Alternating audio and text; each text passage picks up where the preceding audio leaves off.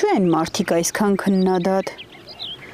Ու քննադատ են հատկապես նրանք, ովքեր բազմոցին երկար պարկել ու ձեռք են բերել խրոնիկ մեջկացավ։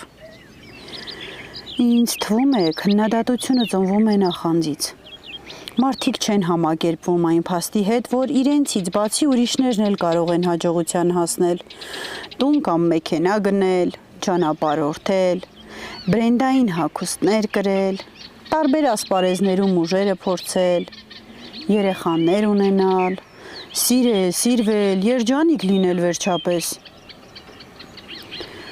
Չուրախանալով կամ ուղղակի անտարբեր չլինելով ուրիշի հաջողությանը ինչ են անում։ Հա, սկսում են քննադատել, բա ուրիշ ինչ անեն,